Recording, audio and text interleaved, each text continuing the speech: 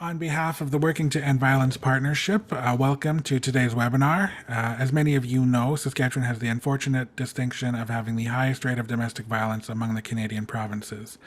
To address this concern, three provincial organizations, the Provincial Association of Transition Houses and Services of Saskatchewan, the Sask SPCA, and Stops to Violence have come together to work collaboratively to address our province's high rates of domestic violence with an aim at ensuring safety for the whole family, including pets. My name is Josh Houry, and I am the Community Relations Coordinator here at the Saskatchewan SPCA. In today's webinar, Crystal Giesbrecht from PATHS will share the results of research conducted in Saskatchewan with victims and survivors of intimate partner violence who own pets and farm animals, animal welfare professionals, and human service professionals. Examples of the intersections of intimate partner violence, animal maltreatment, and the need for animal safekeeping, as well as recommendations from survivors and service providers, will be shared. We invite you to share your questions using the Q&A feature along the bottom of your screen. Similar to where you found the chat feature, you will notice there's a Q&A button there. You can just click on that and enter your questions into the chat box, or the Q&A box rather. Today's webinar is being recorded, and the video and the presenter's PowerPoint slides will be made available in the near future as well.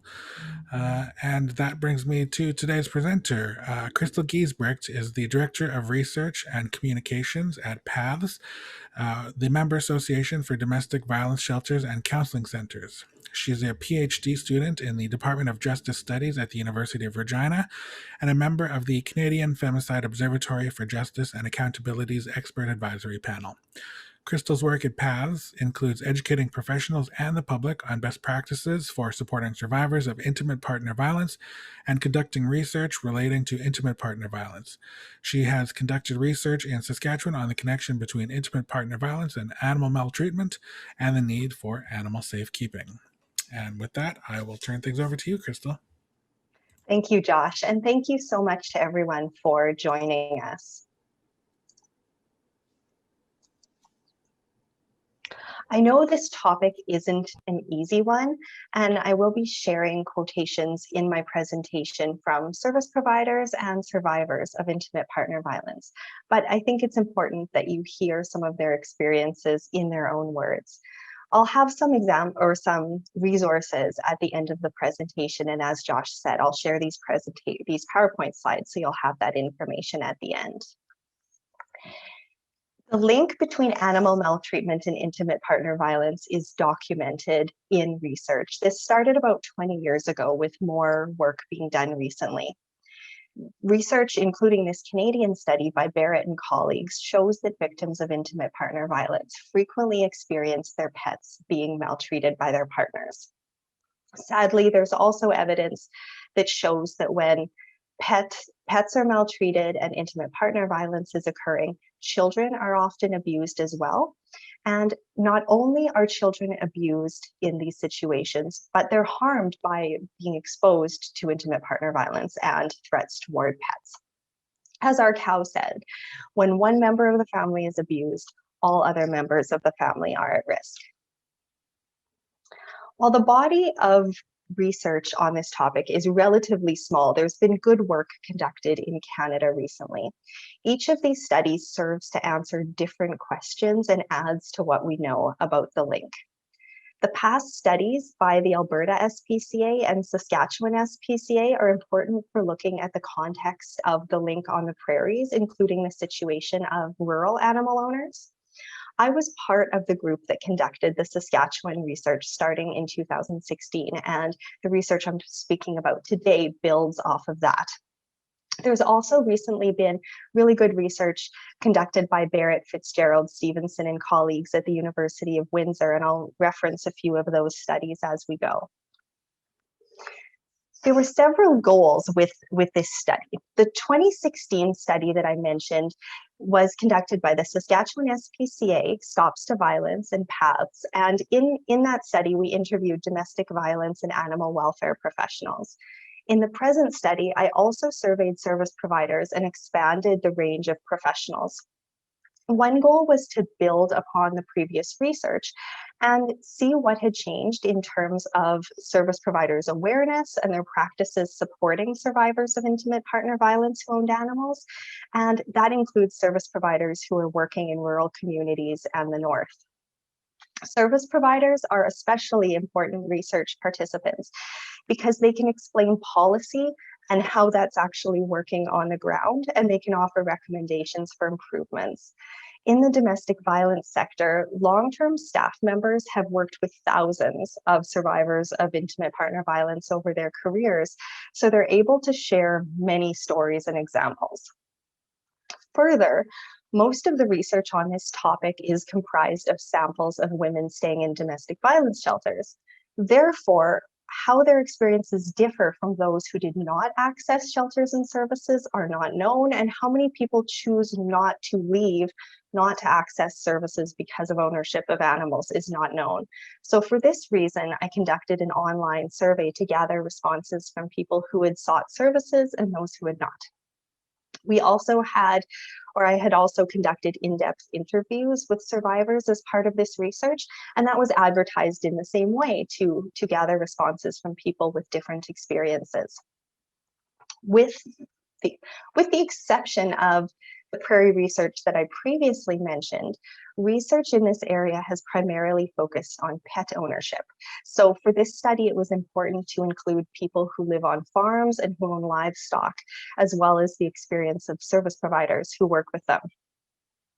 The public survey was the suggestion and idea of my colleagues at the Saskatchewan SPCA, and this was a unique way to gauge public awareness of the link. And we also found out a lot more about natural supports, including family and friends and neighbors, and the way that they are assisting with animal safekeeping in situations of IPV. And an additional piece of this research involved examining the connections between different types of intimate partner violence and different types of animal abuse. These were the different parts to the study. There were 4 surveys for victims or survivors of intimate partner violence, the public, human service professionals, and animal welfare professionals, as well as interviews with survivors. At the beginning of each survey, we included the definition of intimate partner violence, as well as definitions of pets, livestock, and service animals. I'll clarify that while some people can consider their horses to be companion animals, for the purpose of this research, I included horses in the definition of livestock. So in our time together for this webinar, I'll briefly share some of the results from these various pieces of research. This is just very briefly to show you the number of respondents who participated in the surveys and the interviews. And these are the service providers who responded to the 2 surveys. The human service professionals respondents were comprised of domestic violence shelter and service workers, victim services, police, lawyers, and mediators. And the other category includes counselors, healthcare workers, government, and other human services. And the animal welfare professionals were from veterinary clinics, animal rescues, humane societies, and SPCAs, animal protection, and pet fostering. And these service providers were from the far north to the south of Saskatchewan. On the victim or survivor survey, respondents self-identified their gender and their ethnicity. Respondents ranged in age from 23 to 66 years old, and again, responses from the north to the south. The majority of respondents owned pets, and on average, they owned 2 pets. Most who owned larger animals owned horses, though several who owned horses also owned other livestock, such as cows. A few people owned pigs, sheep, or chickens. And as you can see, there's overlap. Many people who own livestock also own pets. The survey did include questions about service animals. However, no one who responded owned a service animal at the time that they were experiencing IPV. 95% of respondents to the survivor survey identified that they were no longer in the relationship where they had experienced IPV. These respondents were asked approximately how many times they had ended or left the relationship. Those who provided a number had left an average of 5 times. Some people provided a qualitative response, such as frequently, or described the cycle of abuse over a decades-long relationship. Of the 3 who were still or were currently in a relationship where they were experiencing IPV, 2 stated that they had previously attempted to leave. Interview participants were a mix of rural and urban women. The average age was 50 years old.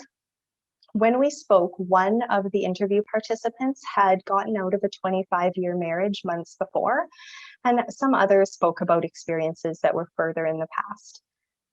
They owned various types of animals, and this information was just so valuable for understanding how animal ownership impacts survivors differently. For example, some women boarded horses where they would go to ride. Others had several horses currently located on their rural property when they were in a relationship where IPV was occurring. And there's so much variance in the relationships between people and their animals as it is. And then there's differences between indoor companion animals and outdoor animals. People who own horses ride them for recreation, but they're also a huge financial investment. And for some people who do riding lessons or training, it's their income source as well. Women in the study had cats or kittens in their houses or apartments, but on farms, it's also common to have barn cats. There was one woman who repeatedly experienced cats being abandoned on her rural property, so she would get them healthy and try to rehome them, but the cats kept coming. And this was a consideration because if she left that property, the cats would not be cared for. So I'll get more into the relationships that people have with their animals and the barriers to safety. But this is to say that these women provided such valuable insight into the ways that animal ownership can intersect when people are experiencing violence, and really helps to understand the diversity of the experiences that we need to consider. The public survey had 176 respondents. 8% were from northern Saskatchewan and 1/5 were rural. Almost all agree that when animals are being abused, people are at risk, and when people are experiencing violence, animals are at risk. They also agreed that owning animals can impact people's decision-making and planning for safety. 42% had known someone who had experienced IPV where their animals were also mistreated. And several people had helped someone to plan for animal safekeeping in a situation of intimate partner violence, but very few felt that there were adequate supports for animal safekeeping in their local area. Stories shared in the various pieces of research illustrate the different forms of animal ownership. Sometimes the pets in harm's way belonged to the victim, or they were owned jointly and adopted while they were in the relationship. In other cases, a pet belonged to the abusive partner, which limited the victim's ability to leave with it, rehome it, or seek care for it. Some respondents shared that they could keep those animals safe while they were in that relationship, but if they left, they knew their partner's animal would be in danger. And the same things are true for livestock. It can be a joint partnership where both people own animals, which has significant financial implications for separation. In some cases, victims had their horses before they got into the relationship, or they got them during the relationship, but they paid for them and they did all the care and the training themselves without support from their partner.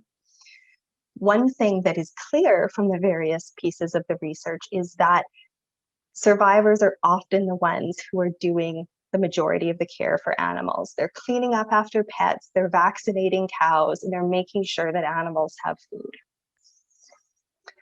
65% of human service professionals stated that they worked with survivors of IPV where their animals were also abused, neglected, or maltreated.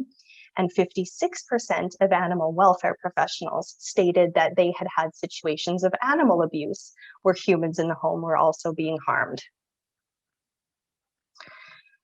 Both the human service and animal welfare professionals, as well as the survivors and the public respondents, all shared many examples of the different forms that animal abuse can take and the threats and the emotional abuse that also is directed toward pets.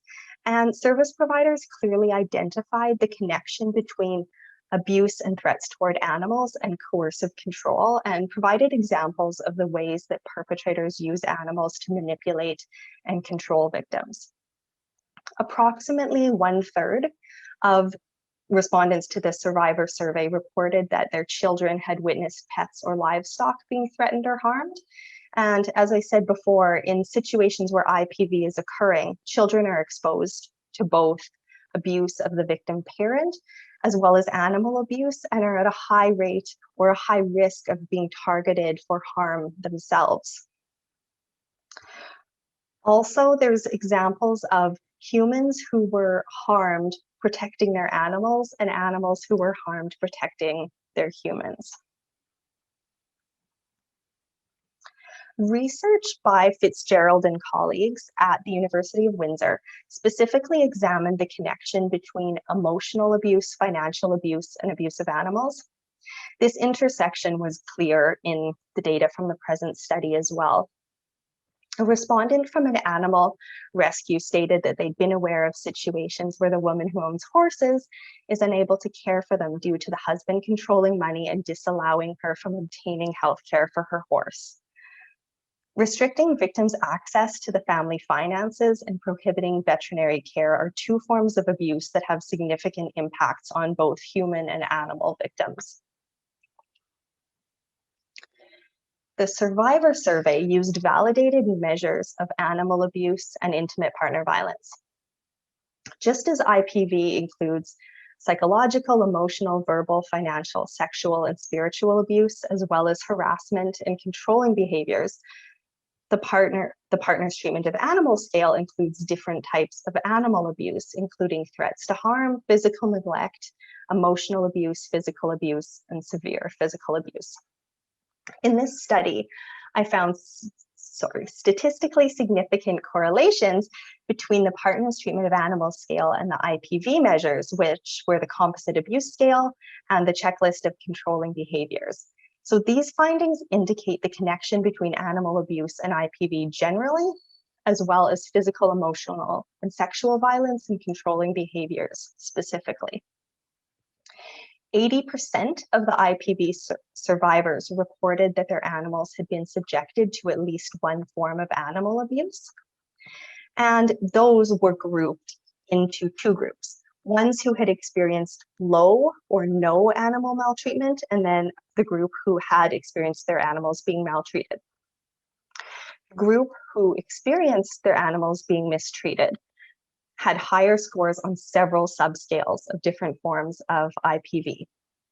So these findings indicate the connection between animal abuse and IPV generally, and also add to our understanding of the intersection of those different forms of both animal abuse and IPV. But it's important to note that both groups reported that living with animals impacted how they responded to IPV. So it's not just those who experienced their animals being threatened or harmed. Respondents in all of the surveys, as well as the interviews, gave examples of different forms of abuse to animals. Animals were killed in front of survivors in an attempt to hurt and terrorize them. Animals can be killed as a warning not to leave. Animals were killed by neglect as well as through violence. And there are several examples of animals going missing or having accidents that victims attributed to their partner's violence. And several survivors reported that they had feared for their lives as well as the lives of their animals while they were in the relationship and also after exiting. The data provides some additional insight into perpetrators who harm intimate partner violence as well as animals. There's those who use violence toward animals to terrorize and control victims. those who may not use violence but use threats to frighten and control, and those who are abusive to animals as well as people, but it may not be used or intentionally as a means to control the victim. So sometimes partners were violent toward animals, but it wasn't necessarily happening in front of the victim, or the victim found out about it later. It's necessary to assess risk to animals when intimate partner violence is present, and also to assess risk to people when there's situations of animal abuse. Victims are at risk both because someone who harms animals is very dangerous to people, but also because ownership of and care for animals creates a barrier to safety. Not all perpetrators of intimate partner violence abused animals, and there were survivors in the survey and the interviews who hadn't experienced their partners harming animals. But it's important to note that care for animals still controlled victims or survivors by increasing barriers to safely exiting the relationship.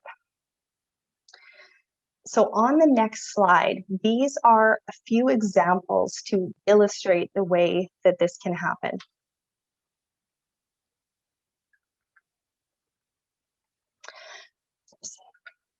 A survivor said he enjoyed the fear the animals had. It's what he started doing to me. He didn't have to threaten to kill me with an object because I knew he could with his bare hands. He beat a calf so bad that it died the next day from its injuries.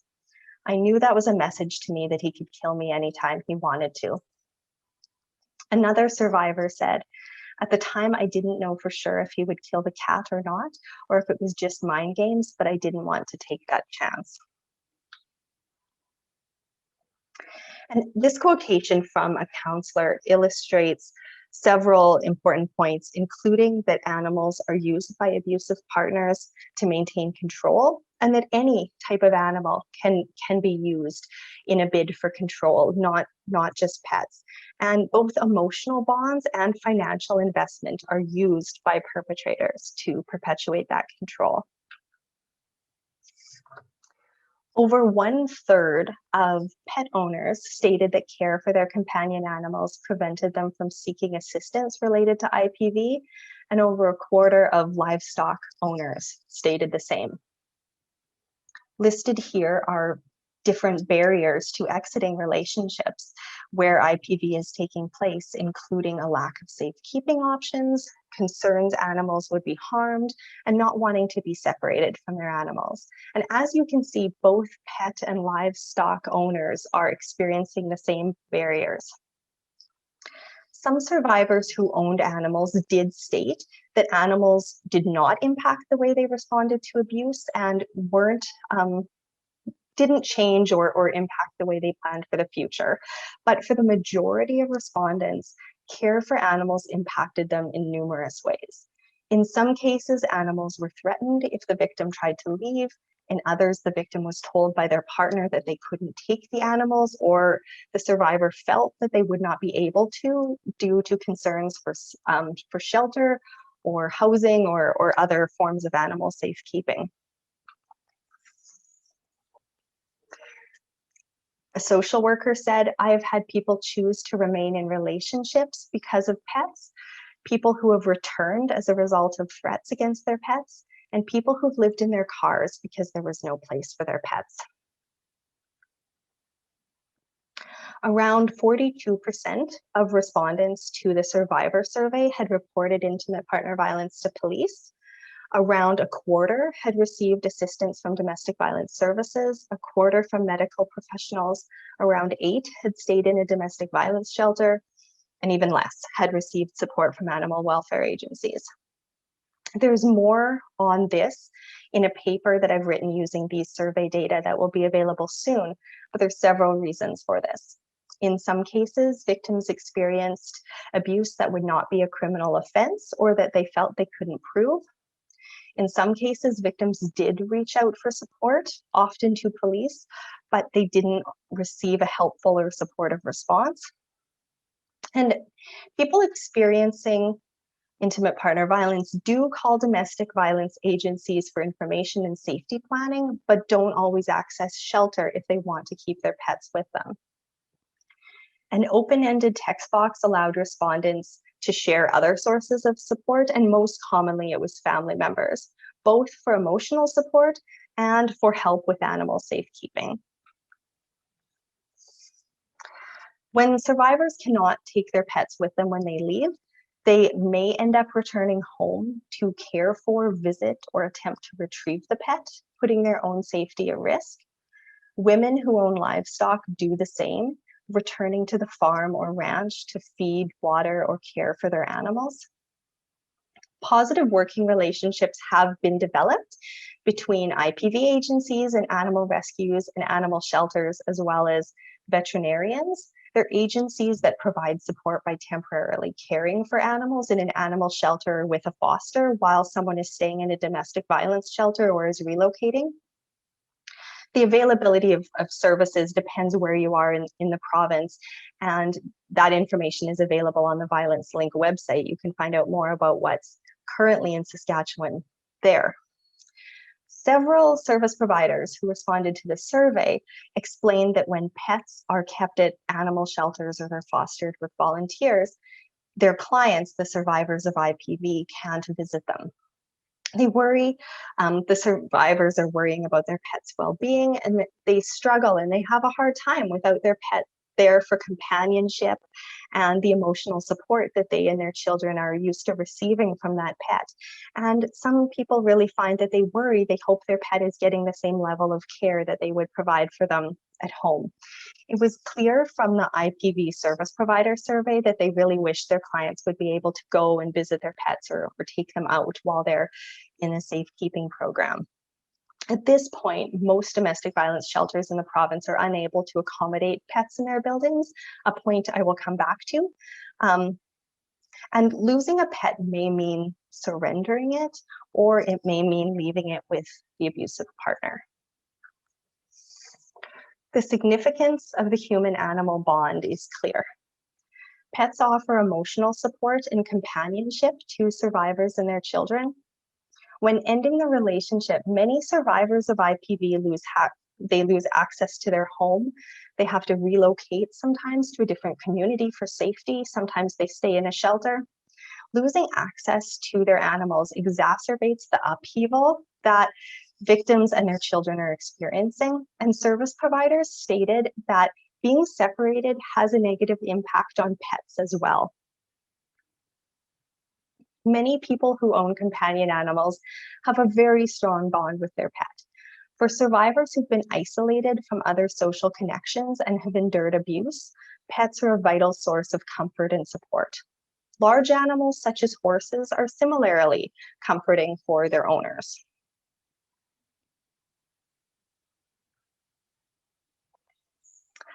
In line with what we already know, for many survivors, the abuse did not start right away. Things are usually good in the beginning, and then the partner starts enacting control and abuse once the victim is invested in the relationship. Some were not aware of the dynamics and warning signs, and they didn't recognize the red flags. It was when their partner hurt animals that they realized how bad things were.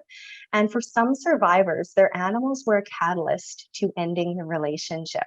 As you can see from the quotes on the screen, someone stated that it was the abuse of animals that led them to realize how bad the situation was.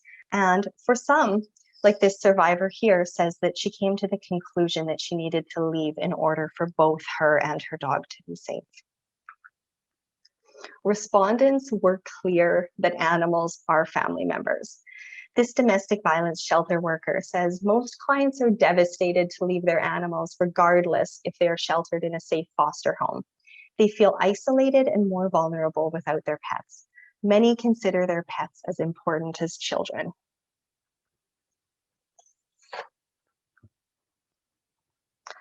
A survivor said, "A couple of times I had opportunities to leave with my young sons, but because I had our 3 dogs, I had nowhere to go where they would be welcome.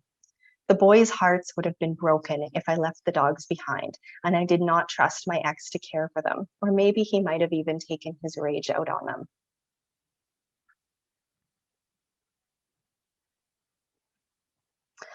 A survivor said, "I had one horse. He was a gift from a friend and was a rescue. I saved him from slaughter. Anyone I turned to for help felt I had no right to be asking because my horse was considered a luxury and I should just give him up." Thinking of dogs and cats or horses as luxuries denies the human-animal bond that has been documented in research.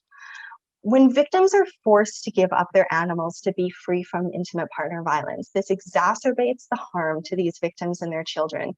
It denies them a consistent source of companionship and love and support. And as I already said, when survivors have to give up companion animals, this undoubtedly causes harm to those pets as well. Furthermore, survivors of violence are so often forced to leave their home, to leave their community. Sometimes they have to give up their job, they have to start over financially to be free from abuse. Those who perpetrate violence are rarely expected to start over in the same way. So when support is not available to survivors who own animals, this reinforces the expectation that a victim must give up everything to be safe. A domestic violence shelter worker talks about the severe violence that her client had witnessed being enacted against her pets. And the client, it says, she also felt very depressed, knowing that in order to live in low-income housing, as she couldn't afford private rentals, she had to agree to no pets, and that her abuser had taken this away from her too.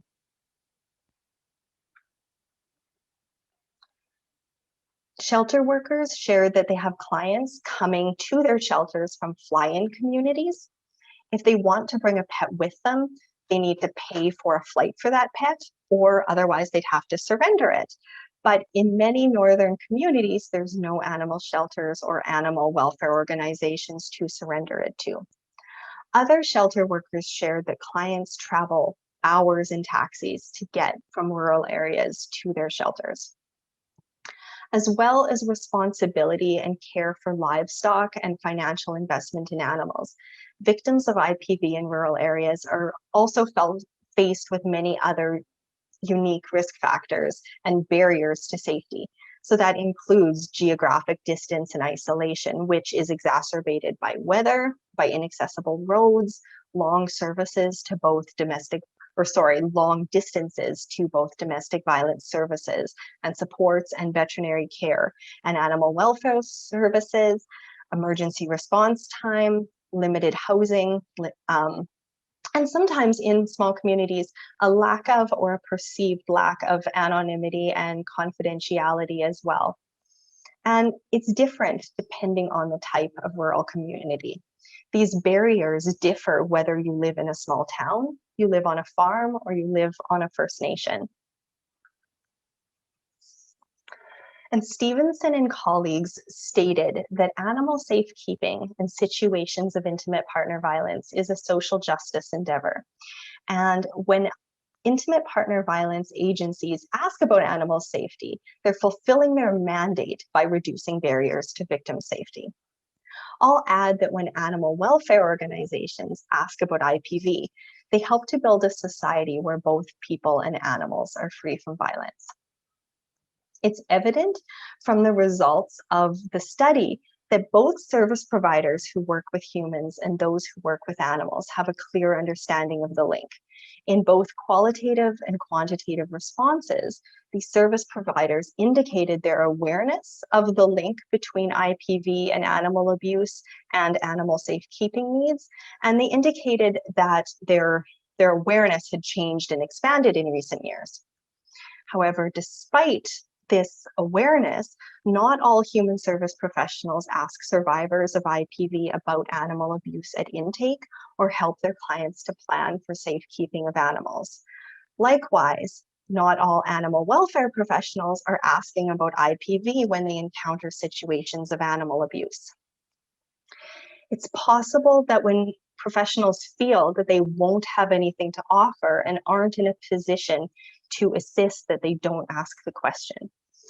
Very few service providers indicated that they felt there was adequate resources for animal safekeeping in their local area. So here are briefly some of the recommendations that come out of this research. The utility of emergency intervention orders, which are temporary orders that grant the victim the right to stay in the home while the perpetrator is removed from the home, came out in the various pieces of the research. For pet owners who are experiencing IPV, staying in the home while their partner has to leave temporarily allows them to continue living with their pets without the need to seek emergency animal safekeeping after a violent incident has occurred. For survivors who own livestock, staying in the home allows them to maintain the animal's regular care and feeding schedules, ensuring that livestock will continue to be cared for and that the victim is not required to return to the farm or ranch to provide that care while their partner is there, potentially putting themselves at risk. Of course, an EIO is not the solution in all situations, and that's not going to be safe for all survivors, but professionals need to be offering all of the options so that survivors can choose what works best for them in their situation.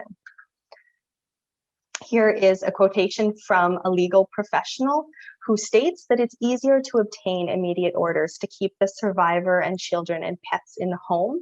The concept of requiring the victim to relocate and make all of these arrangements in an already stressful time is inherently unfair. Less than half of respondents had reported intimate partner violence to police. Many of those who reported shared that they didn't necessarily receive supportive responses. Respondents detailed their partner's attempts to make them look crazy and discredit them. And these findings indicate the need for police and others who work with victims of intimate partner violence, including medical professionals, to be educated on the dynamics of intimate partner violence, coercive control in particular, the link between IPV, animal maltreatment, and concerns for animal safekeeping, and the intersection of IPV, animal maltreatment, and child abuse. Just as the most dangerous time for many victims is when they're leaving or planning to leave the relationship, danger to animals can also escalate when the relationship is ending. IPV doesn't just end when the relationship is over, and the danger doesn't just end. Therefore, it's necessary to always include animals in safety planning and for professionals to have the necessary training and information so that they can assist their clients with animal safekeeping. And many respondents noted that they received support related to IPV as well as assistance caring for their animals temporarily from natural supports, such as family and friends. Some people who responded to the surveys did state that they had received judgmental or unhelpful responses, and increasing public awareness of the link and the dynamics of IPV and the connection to animal ownership will help to ensure that survivors receive a supportive and helpful and safe response when they reach out for assistance.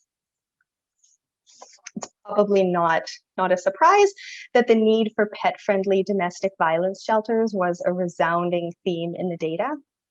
A small number of respondents from domestic violence shelters stated that their agencies had accommodated women with small companion animals. Many more expressed the desire that their shelter do so. Since collecting this data, Sophia House, which is a second stage shelter where residents have their own apartment, was recently able to start accepting pets in one of their buildings. And as a side note, on sheltersafe.ca, you can see shelters in various parts of Canada that are pet friendly. The service providers who responded, they provided way more pros than cons for accepting pets. They highlighted the human-animal bond and the importance of keeping families together. Only a few respondents noted potential barriers such as allergies. And in the Sheltering Animals and Families Startup Manual, Animals and Families Together Startup Manual, Safety, Ali Phillips outlines different models for buildings and ways to safely house animals with their owners, and that link is on the reference list. Currently, PATHS is working with the Saskatchewan SPCA and Stops to Violence on developing a business plan for the development of pet-friendly domestic violence shelters.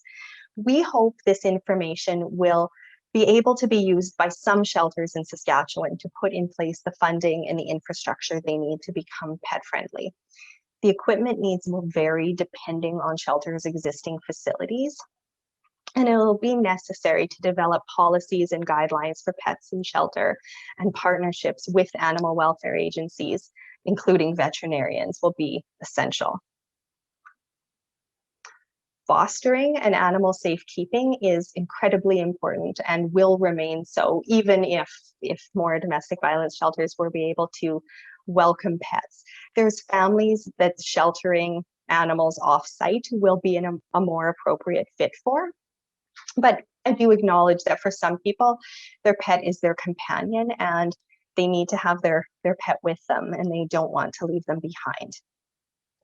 Another important point is that when animals are fostered off-site, the timelines of the animal safekeeping program need to coincide with the timelines that a survivor would stay in a shelter, and survivors need to have a guarantee that they can get their animal back. Respondents also highlighted the barriers and the gaps in rural communities and provided some suggestions for developing partnerships with businesses and local volunteers to provide animal safekeeping in rural communities. And even if a survivor and their animals are able to stay in shelter or access animal safekeeping when they exit a relationship where violence is occurring, being able to access long-term housing is an incredible barrier. Most rental housing doesn't accept pets. Low-income, publicly funded social housing in the province, with few exceptions, do not accept pets. So sometimes what's happening is people will not leave a relationship or delay leaving if they're not able to purchase their own home because they know that they won't be able to rent, or someone may temporarily seek animal safekeeping and domestic violence shelter only to find out that housing is a barrier at the end. I think there's a recommendation here around social housing and also around landlords and condo boards, considering how they can maintain health and safety for all in the building without having to exclude tenants who have pets. And now a quotation from a veterinary professional to sum up this final recommendation is they state, more landlords allowing pets. Often when people leave, they're unable to find permanent housing that allows pets, and they end up having to surrender their pets in the end, which is very traumatizing. So while I've been talking mostly about safekeeping for dogs and cats, I think these recommendations are applicable for many other small-ish animals. And of course, every situation is unique, which is why it's so important to keep working to ensure that people have access to different options for safekeeping, no matter where they live. And the present study adds to what we know in terms of experiencing intimate partner violence and owning livestock, but the results make it clear that finding solution for survivors who own livestock poses significant challenges.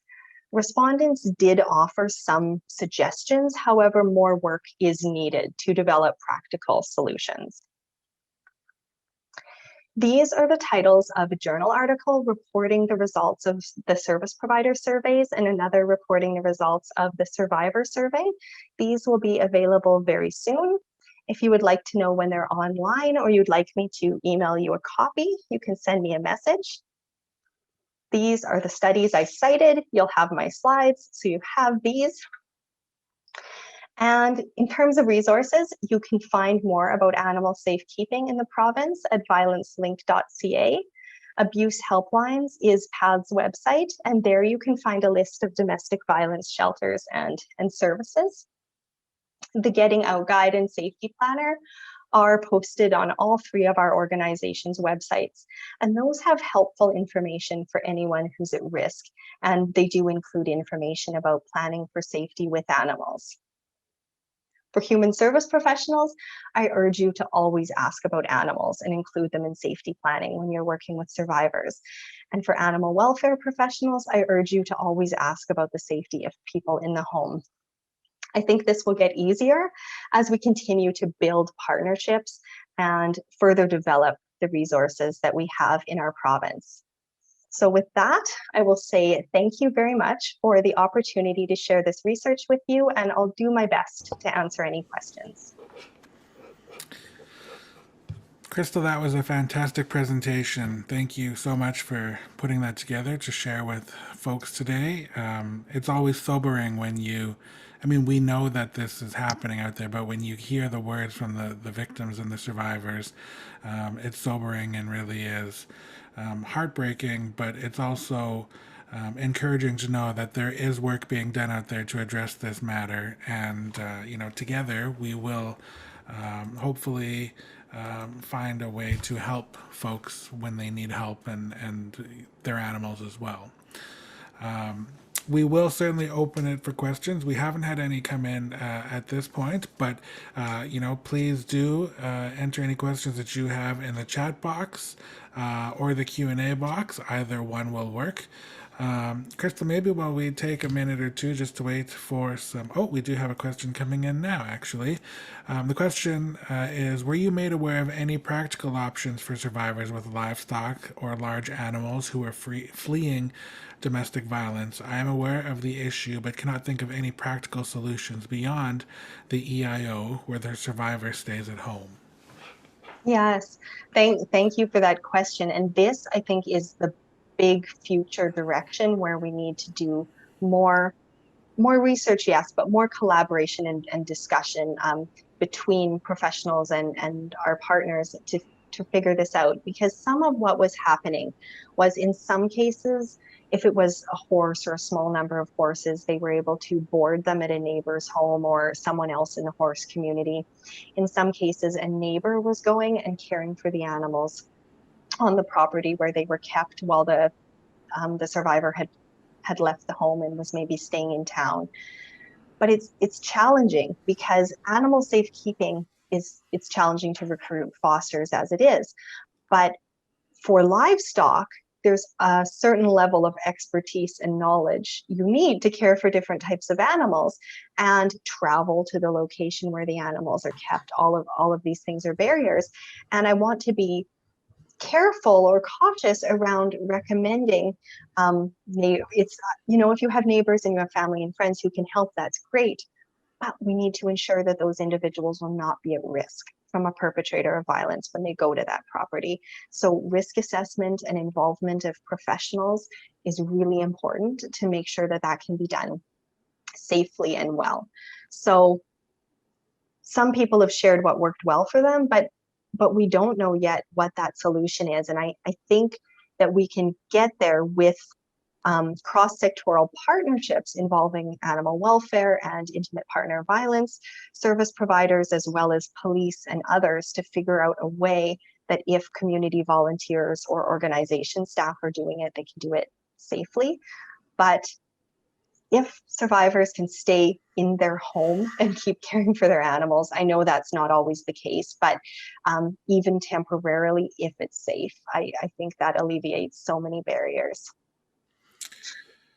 Absolutely. And I think a common theme here that I've kind of picked up on, a series of webinars that I've been a part of here is how importantly multi-agency approach is to addressing these issues.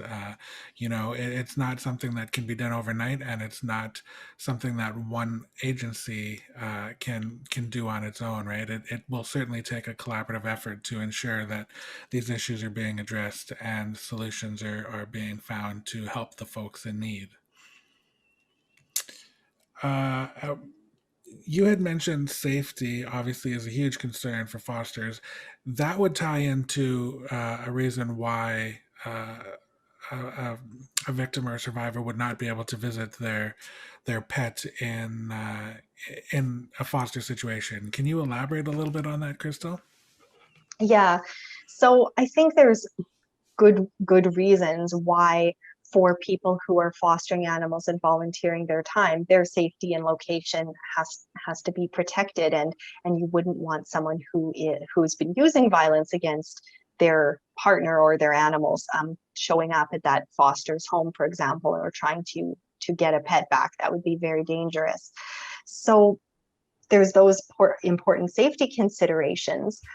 But for someone who has pets, if their animal is being kept at a foster, sometimes they just worry, is my pet being cared for the same way I would care for it at home?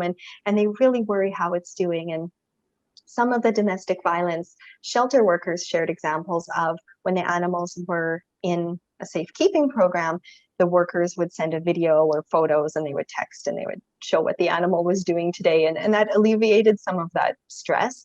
So that's a workaround, but also I just think it's so hard for people to be separated from their companions that if there's a way that you could visit the animals, pick them up and take them for a walk, or better yet, keep them with you when possible. Um, so I think we have some work to do, maybe to figure out some things that can work well. But I also respect that when people are volunteering to keep animals in situations of intimate partner violence, we really appreciate and respect their effort and their willingness to do that, and their safety, and also their time and everything needs to be respected and protected as well. And it's also worth pointing out too the impact that being separated from, the animal's owner, what impact that has on the health and well-being of the animal too. If it's stressful for the person, but it's equally stressful for the animal as well. We do have another question that came in. How can you help people to support survivors with animals? I think, okay, I'll answer this question sort of generally for members of the public, and see if this answers your question. But when someone in your life is experiencing intimate partner violence and they own animals, the most helpful thing you can do, which is a hard thing to do sometimes, is to listen and be there and help them to find the information and help them to figure out what the options are without directing their decision making. And that can be hard, but the most important thing is to be there and to be patient and to wait for them to make a decision, but to show up and let them know if there's resources in the community and what those are, and give them that information. I think for many survivors in my research, they were fortunate if they had family or friends that were in a position to keep their animals or to help them with their animals when they were leaving a relationship. So you might be in a position where you can help somebody, and that is great. I'm cautious about recommending it because safety is a consideration, and it really depends on where you live and who knows where you live, and all of these things. So, it's definitely not a one size fits all. But I think being there and supporting someone and helping them to figure out what's going to work in their situation is a really key thing that you can do. And for service providers, as I said, asking the question is a start. But I understand that asking the question when there might not be services in your local area and you feel like you'll ask that question and won't be able to offer something is really disheartening and really daunting. So ask the question, but talk to your colleagues, talk to your partners, and try to figure out what will we do and what is in the community. And stay in touch with the Saskatchewan SPCA and Paths and Stops to Violence as well, because we certainly don't have all the answers. The research is part of the beginning of figuring that out, but we're working on our business plan, and we hope that we'll have more resources to help service providers as we go. Absolutely. Another question here, Crystal. Crystal, did your interviews with survivors shed any light on any programming or support that could help the survivors, including children, strengthen their relationship with each other and animals after leaving or having the perpetrator leave? This may be beyond the context of this study, but any information you can provide would be great.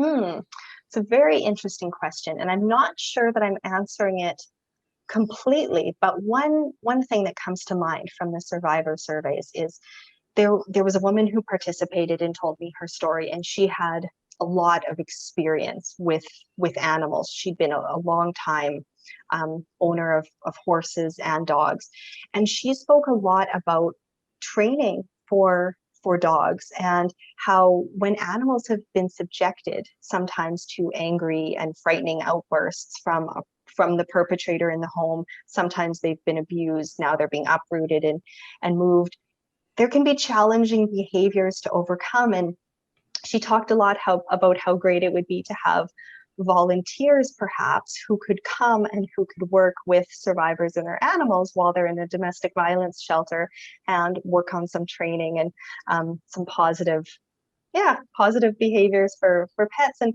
that she, because of her experience, she was one person who had recommended that. And I thought that that was a really insightful idea. So I'm not sure if that answers the question, but I think there's definitely more to think about, and that might be a future research direction as well. Great. Another question. Did you find any differences in demographics, for example, French-speaking communities, Indigenous communities, in terms of specific or unique barriers?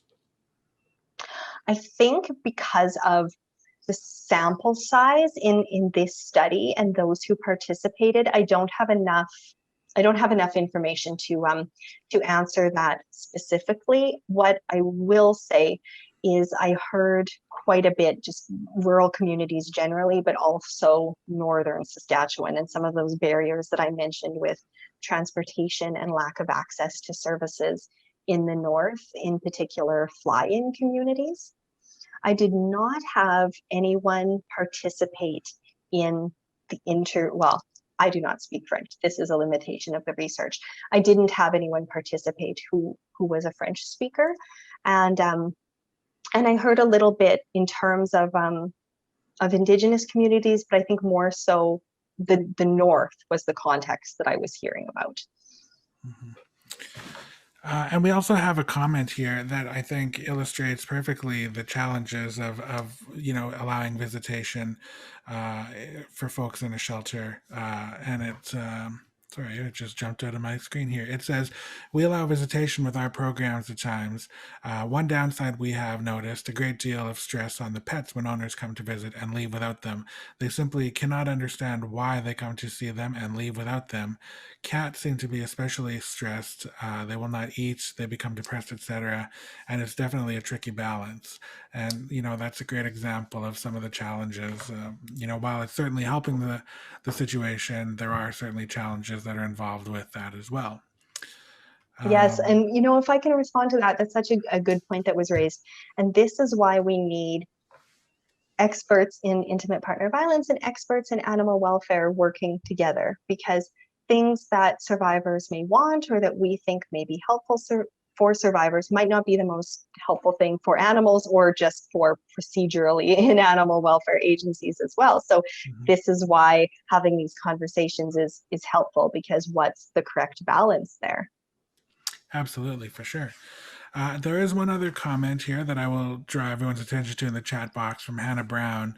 Hannah is with Humane Canada, which is an organization that the Saskatchewan SPCA is a member of, and they have the Canadian Violence Link Coalition, with the purpose of confronting the violence link by bringing together professionals from across sectors to break down silos and encourage collaboration. As I mentioned, the Sask PCA is a member of both Humane Canada and the Canadian Violence Link Coalition. They are currently undertaking an awareness survey on the violence link, and there's the link in chat here. We encourage you to check that out, and maybe you can provide some feedback for that survey. And on top of that, Crystal, that includes all of the questions and comments that we had here. Do you have any closing comments for folks today? I just want to thank everyone for being here and for hearing about this research and for being part of the discussion. I think we have come so far in the last few years on the awareness of the link, and just by being here and by thinking about this, I think it does slowly start to change things in all of our different sectors and different organizations. So I really thank you for being here. And if this prompts you to have conversations with your colleagues, then I'm really glad for that. Absolutely. We would also like to address that, or not address, but point out that we do have regular webinars here at the Saskatchewan PCA. I'm going to pop in the link in the chat here, rather, the link if folks are interested to sign up for our mailing list to be made aware of any future webinars that are coming up. So it's just our website, saskatchewanpca.ca/webinar-sign up. And one other thing that I'd like to make folks aware of is the Working to End Violence Partnership, which again is between Paths Stops to Violence and the Saskatchewan SPCA. We host an annual fundraising 50-50 lottery, and that we're making plans right now, but that's going to launch in August. And of course, proceeds from the 50-50 support the collaborative efforts of our partnership. And so we encourage folks to stay tuned to our social media channels for information on the Violence Link 50-50. As well as the website itself, violencelink.ca/50-50. You can check that out for more information. Crystal, thank you so much for taking the time today to share this information with us and all of the work that you have put into the survey along with everyone at PATHS. So thank you so much. This is a partnership that we certainly appreciate, and we look forward to the future and all the work that we'll continue to do together. Thank you. Welcome. Bye, everyone.